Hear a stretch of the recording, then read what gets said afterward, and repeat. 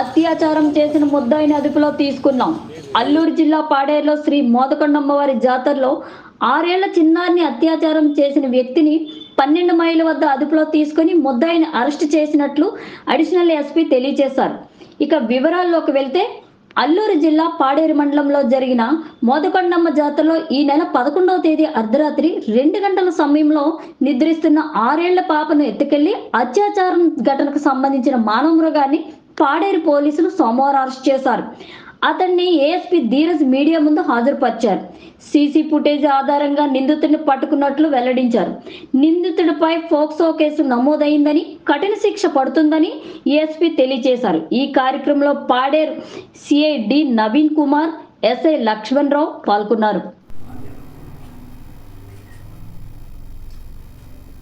అండి, మనకి 11వ తేదీ ఒక రేప్ కమ్ అబ్డక్షన్ కంప్లైంట్ వచ్చిందండి. ఒక చిన్న పిల్ల మీద ఒక వ్యక్తి నైట్ టైం 10వ తారీఖు నైట్ టైం 2 గంటల సమయంలో ఆ అమ్మాయి ఇంటి నుండి తీసుకెళ్ళి పక్కన నిర్మిస్తున్న ఒక భవనంలోకి తీసుకెళ్ళి ఎవరు లేని సమయం చూసుకొని ఆ అమ్మాయికి బలాత్కారం చేయడం జరిగిందండి. దీని మీద మనకి ఇచ్చిన రిపోర్ట్ మేరకు మనం 11th మార్నింగ్ వాళ్ళ మదర్ ఇచ్చిన రిపోర్ట్ మేరకు POCSO case with aggravated sexual penetrative assault and abduction and rape case book చేయడం జరిగింది.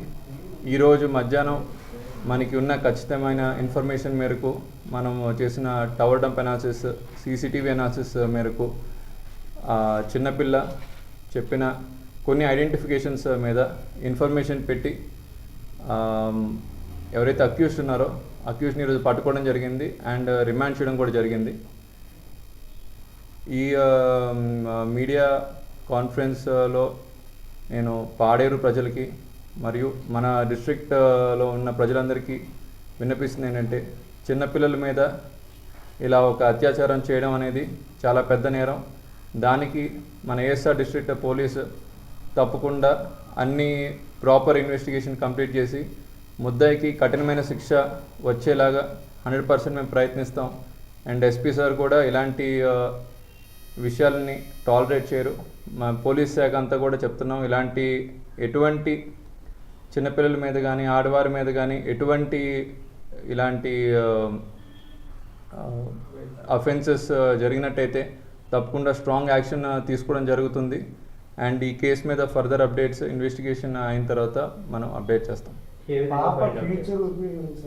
ఈ రూల్స్ ప్రకారం విక్టిమ్ కంపెన్సేషన్ అప్లై చేయడం జరుగుతుందండి. అది త్రూ కోర్ట్ మన కలెక్టరేట్కి వెళ్ళి అడ్మినిస్ట్రేషన్ సైడ్ నుండి విక్టిమ్ కంపెన్సేషన్ అందుతుందండి. అండ్ పాపకి ఏ రకంగానూ స్కూల్లో ఇబ్బంది కలగకుండా టీచర్స్తో కూడా మాట్లాడడం జరుగుతుంది. ఆమె ఐడెంటిటీని బయటికి రాకుండా మేము ఎల్లవిధాలో ప్రయత్నిస్తాము.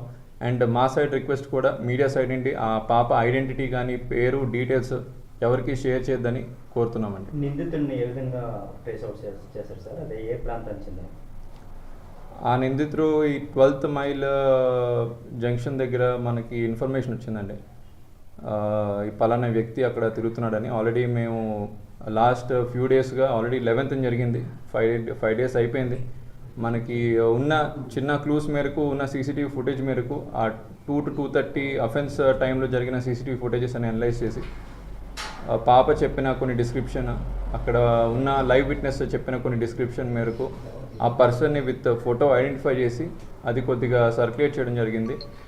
మనకి వచ్చిన వాళ్ళతో వచ్చిన ఖచ్చితమైన ఇన్ఫర్మేషన్ మేరకు పట్టుకున్నామండి. సార్ నిందితుడు ఒకడే ఉన్నాడు సార్? ఒకరేనండి, one person. పట్టుకుని తీసుకొచ్చినట్టు సమాచారం ఉంది? లేదండి, 1 personే మనం పట్టుకున్నామండి, ఎవరు తెలియదు. అది మీకు తర్వాత రివీల్ చేస్తామండి. ఇప్పుడు అనవసరంగా కేసు తప్పుదోవ పడుతుంది. సార్ నెక్స్ట్, అమ్మవారి పండుగ సందర్భంగా మొబైల్స్ ఫోన్స్ కానీ పెద్ద ఎత్తున వందల కొద్ది పోయాయి.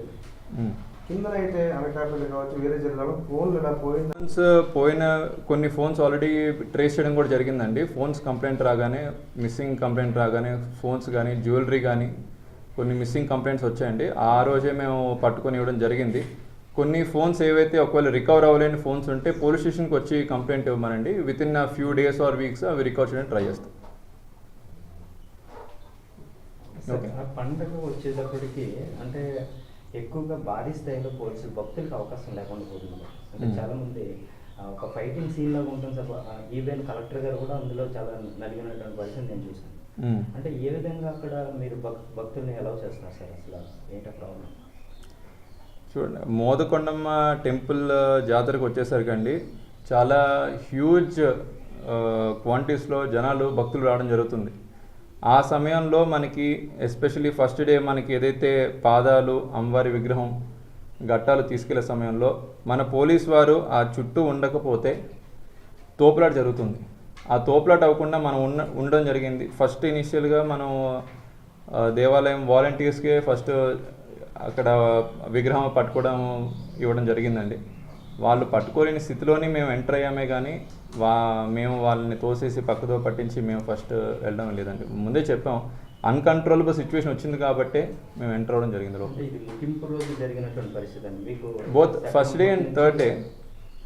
ఫస్ట్ మొదటి రోజు మూడో రోజు కొద్దిగా అలానే ఉందండి. ఎందుకంటే భక్తులు ఎక్కువ రావడం, అందరూ ఆ విగ్రహాన్ని లేదంటే పాలని పట్టుకోవాలనుకుంటున్నారు.